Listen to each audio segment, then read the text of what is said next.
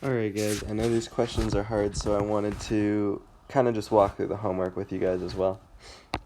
Okay, so number one right here, we look at this problem. The nice part about it is that there's one term on each side. When there's only one term on each side like this, what we can actually do is a cross multiplication style problem. So it's going to give us 9 times x plus 2 is equal to 3x, oops, I changed that to times 4. This should be just a 4 right here. Then when we do that, distribute 9x plus 18 is equal to 12x. Subtract the 9x to the other side. 18 is equal to 3x, divide by 3, and you get x is equal to 6. So again, when only one term on each side, cross multiply, because that's way easier than doing the least common denominator and multiplying through, things like that. Okay, and then again, guys, you would always want to check that answer once you're done. Alright, number 2, exact same style, right? We're going to cross multiply, so it's going to be x minus 3 times x plus 2 is equal to x times x plus 5. Alright, FOIL the left side gives us x squared minus x minus 6 is equal to x squared plus 5x. Because there's x squareds, we would want to get them all together, but if we subtract an x squared, we can see that negative x minus 6 is equal to 5x, because the x squareds would cancel. I'm going to add the x to the other side, gives us negative 6 is equal to 6x, divide by 6, and we get x is equal to negative 1. Okay. And always, guys, you should be checking these solutions. Okay, I'm just going to not be checking them unless I'm really scared that it's not going to work. Alright, next one. Okay, this next one is more of a least common denominator style question. So we can say least common denominator, and then we got to remember, when it has whole numbers in it, we look for the least common multiple. Well, the least common multiple between 3 and 6 is 6, so we can put 6. And then looking through this again, there's an x, and then there's 1x. So there's 1x as the maximum, so in our least common denominator, we should only have 1x as the maximum. Now we go through all of these, and we multiply them by the least common denominator. So x cancels with x in that first term, 6 and 3 cancel, we get 2. So we have 4 plus x is equal to 8. Okay. So if people are wondering how I'm canceling that 6 and 3, it's 6 divided by 3, right? That's just going to be 2, so that gives us that 2 at the top. So when we subtract 4 from both sides, we get x is equal to 4, and then we're done with that one. Let's take a look at number 4. So we look at number 4, got to build our least common denominator again. 2 is our only number by itself, so we put 2, and then it's got an x next to it. And then in the next term we have an x plus 7. And then the last term we have an x, but we already have an x, so we don't need to add another one. So then we have to multiply all of these things by 2x times x plus 7 times 2x times x plus 7 times 2x times x plus 7. 2x cancels there, x plus 7 cancels there, x cancels there. I'm going to distribute that 2 into there, gives us 2x plus 14. Multiplied by 1. So then I'm going to have x plus 7, that's a term by itself, plus 6x, which is a term by itself, is equal to negative, looks like 2x, I'm going to put that in parentheses, plus 14. Distributive property here gives us negative 2x minus 14. Okay. The reason we had to put this in parentheses is because this is in parentheses right here.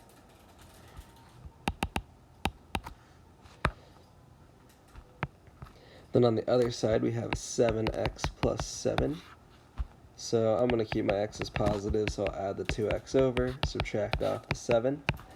That's going to give us 9x is equal to, what is that, negative 14 minus 7, negative 21. Divide by 9 from both sides. We get x is equal to negative 21 ninths. 3 comes out of both of those things, so we get negative 7 thirds. All right. Number 5, okay. Number 5 is one, to find the least common denominator, we're going to have to factor. So that's x minus 2, x plus 3. Now we can build the least common denominator. So that's going to be x minus 2 times x plus 3.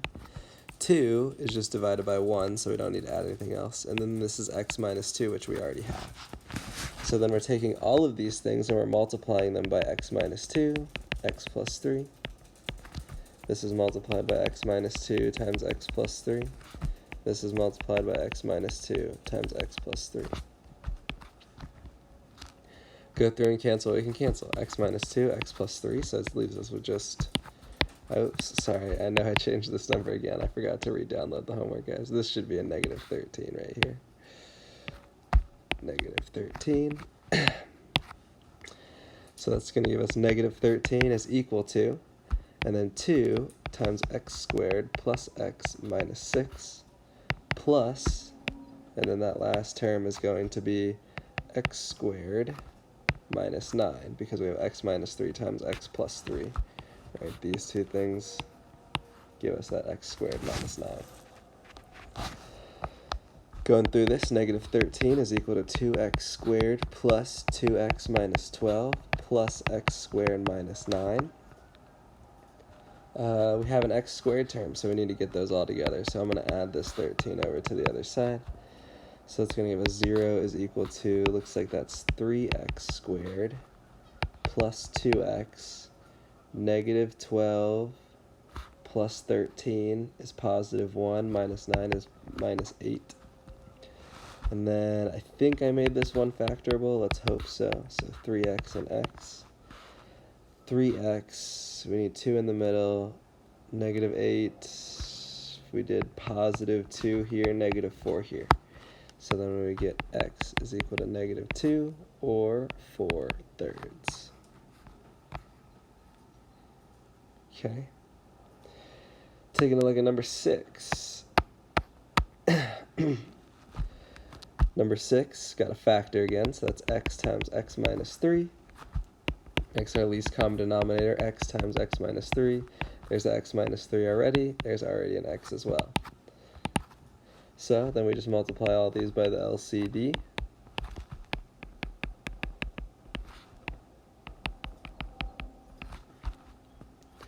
When you do that, you cancel everything that cancels. And remember, guys, the difference of this new step is we multiply everything by the LCD. In adding and subtracting, we didn't do that. Okay, so that is a big difference in these questions versus the ones we did before spring break. So now we have 18 minus 6x is equal to, that's negative 3x. No, x minus 3 is equal to 5x minus 15. Solve for x, so add the 6x over, add the 15 to the other side. So it's going to be what? 23 is equal to 11x divided by 11. X is equal to 23 over 11. That does not feel right to me. Let me see if I can find my mistake. I'm pretty sure this one was an extraneous solution question. 18, so we have that. Negative 6x, we have that. 5x minus 15. Oh, an adding mistake. You guys probably caught that before me. 33 divided by 11 is 3. Not 18 plus 15 is 33, not 23. Okay, so x equals to 3. We come back up here. We see that if we plug 3 in, we would be dividing by 0, right? That would be 3 minus 3, which would be 0. So then we can say this is an extraneous solution. So then the actual solution for this question is that there is no solution. All right, number 7. We're doing awesome, guys. Least common denominator gives us x plus 1, and then we have x plus 1 in the first term. This, when we factor it, is x plus 1, x minus 1. So then we put an x minus 1 there, and then that's just divided by 1, so we're not too concerned about it. Multiply through everything by the least common denominator, as always.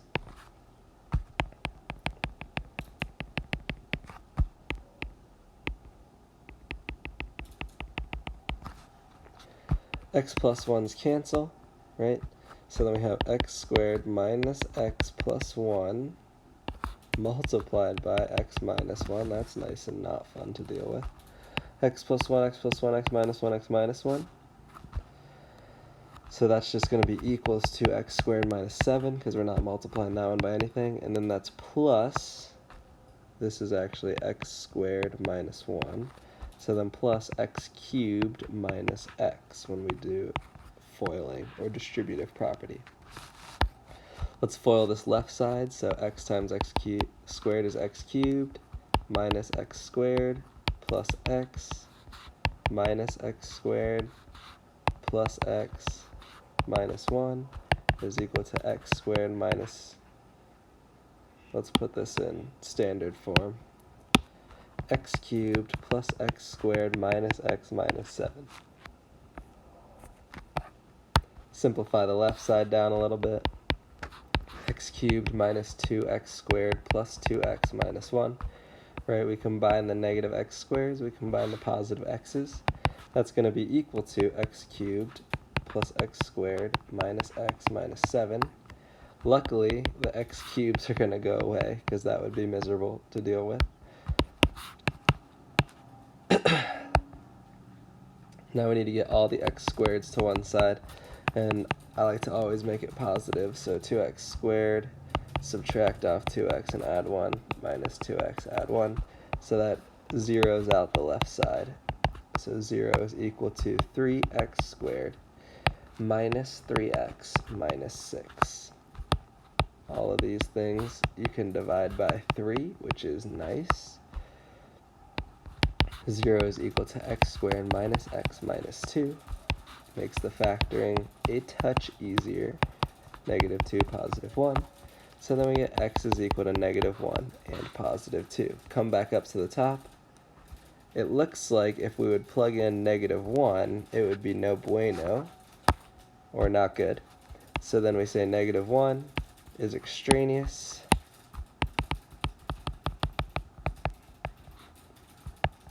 Or we just cross it out. And then 2 is our only solution. Okay. All right, almost done with this, guys. Last one. So we take a look at this last one. Oh man, looks like there's a lot of factoring going on here. So we factor everything that we gotta factor. X comes out of the first one, gives us x plus 7. X comes out of the second one, gives us x minus 3. And then the last one is a factoring x and x, negative 21, probably 7 and 3. So positive 7, negative 3. Now we got to build that least common denominator. So least common denominator, we have an x plus 7. We have an x, and then we have an x minus 3. And then we have x minus 3x plus 7. So that looks like it's all of it. Now we go through and we multiply every single one of these by that least common denominator. So we have x plus 7, x minus 3, x plus 7, x minus 3, times x plus 7, x minus 3. Cancel what cancels? X cancels with x plus 7 cancels with x plus 7. So we have x plus 1 times x minus 3 for the first term. And the second term, we have plus x plus 2 times x plus 7. And then that's equal to x plus 7 and x squared. Now we're going to have to do some FOILing. So that's x squared minus 2x minus 3 plus x squared plus 9x plus 14 is equal to x squared. That gives us 2x squared plus 7x minus 11 is equal to x squared. Subtract the x squared to the other side because we need to set it equal to 0. X squared plus 7x minus 11 is equal to 0. This one, unfortunately, does not look like it's going to factor. So when it doesn't factor, we have options. You can complete the square if you're really feeling it, right? Or you could just use the quadratic formula. So that's what I'm going to use. X equals the opposite of b plus or minus the square root of b squared minus 4 times a times c all over 2 times a. So negative 7 plus or minus the square root of 49. Negative 4 times 1 times negative 11 gives us positive 44 all over 2. Then that equals negative 7 plus or minus the square root of 95 over 2. Okay. And then is 95, can we pull something perfect out of that? Let's see. Looks like it's going to be divisible by 5. So 95 divided by 5 gives us 19. It's not really looking like we're going to be able to pull anything out of that. Okay. So then, guys, let's talk about how to check this solution, right? Because this is a really weird solution. So what you want to do, graphing calculator or Desmos or whatever you want to use, right? Pull it out. We come back to the original equation. Okay. Pull up the original equation and type it into your y1, the left side. So x plus 1 divided by x squared plus 7x. And then plus x plus 2. Oh, didn't want to do that. We want to...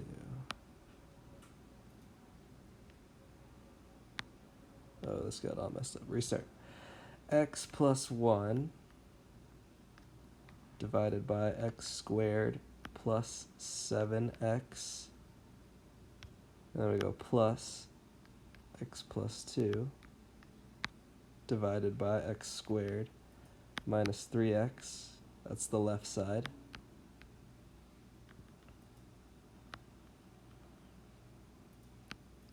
Sorry, struggling.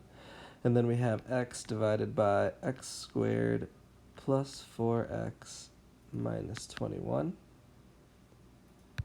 And then we're hoping that that crosses at negative 7 plus the square root of 95, all divided by 2, or negative 7 minus the square root of 95 divided by 2.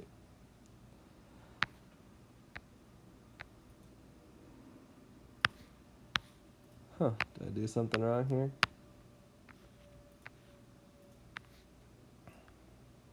We have, I got 3 spots. Huh. Did I mess up somewhere, guys? I'm gonna check my answer key real fast.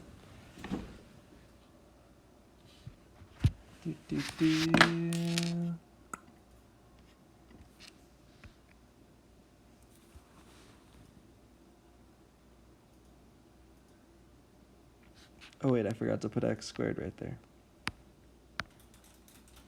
Alright, let's look at this again.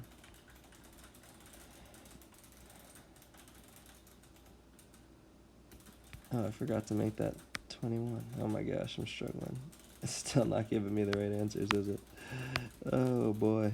What did I do? X over x squared plus 4x minus 21. X squared minus 3x, x plus 1. Da-na-na-na. If you guys are seeing the mistake, that's awesome.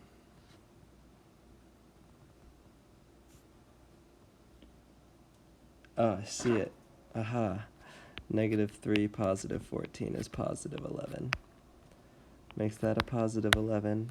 Makes this minus, which makes this just 5. Okay, let's see if that works now. So if we just had 5 right here. I just deleted it. Negative 7 plus the square root of 5 over 2. Negative 2.382, and I think the other one was that, right? Negative 7 minus square root of 5 divided by 2. Yes, got it. Okay, so that's how you check on your graphing calculator. Probably works a little bit nicer when you're really focused and typing in the right numbers into the equation, guys. Okay, well that's how you do all of the homework.